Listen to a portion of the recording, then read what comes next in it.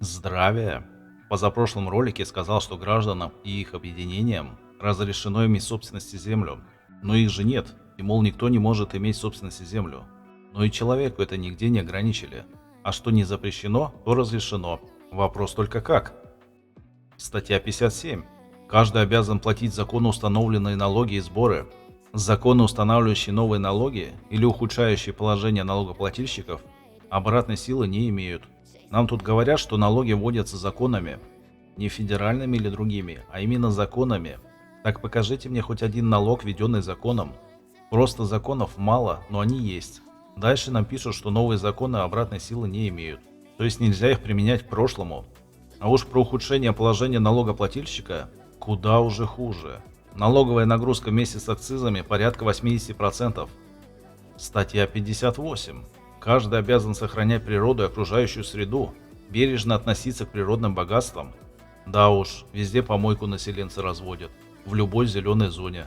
А чинуши вырубают последние зеленые пятачки в городах.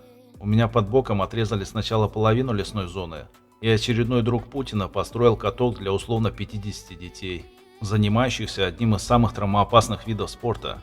А несколько тысяч человек остались без прогулочной зоны, по сути в лесу. В это же время бомжи на улице, люди в коммуналках живут, и нищенские пенсии. Бабло тратится явно не туда. По этой же причине все космические программы должны быть закрыты. Но не считая того, что на этой теме тупо постоянный обман и разворовывание бюджетных денег.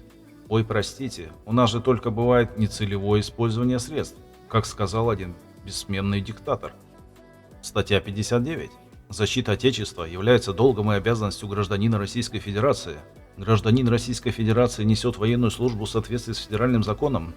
Гражданин Российской Федерации в случае, если его убеждениям или вероисповеданию противоречит несение военной службы, а также в иных установленных федеральным законом случаях, имеет право на замену ее альтернативной гражданской службой. Как здорово, что граждан нет. И если федеральный закон почитать, то там в прям 4 статье написано, что служба носит добровольный характер.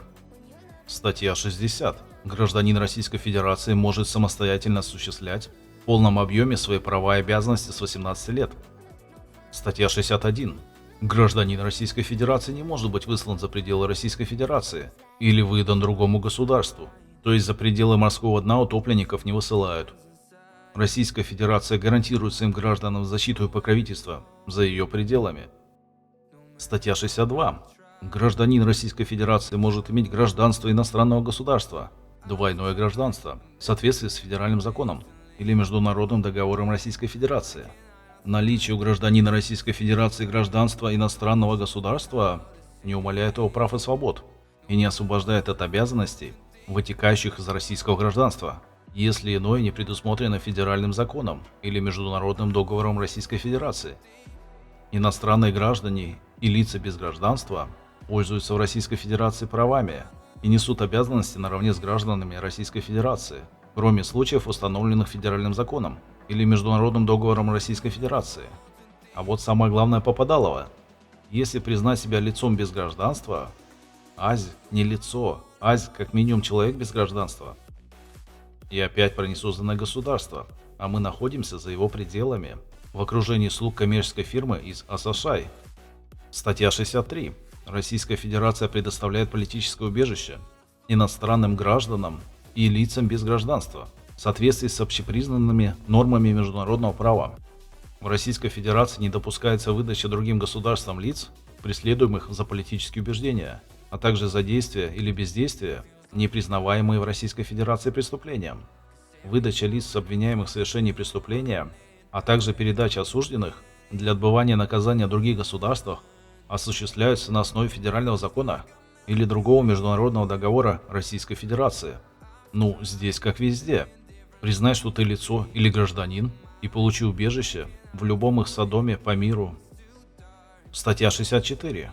Положение настоящей главы составляет основу правового статуса личности в Российской Федерации и не могут быть изменены иначе как в порядке, установленном в настоящей Конституции. Не нашел еще, что они подразумевают под личностью, так что у меня ее по умолчанию нет. Ура! Закончили права человека расследовать. Нашли место, мол, они хотят федеральным законом ограничивать права человека. И вот еще одно место: если ты лоханешься и признаешь себя лицом без гражданства или гражданином, то попадешь под их законодательство. Всем добра, здоровья, процветания и денег.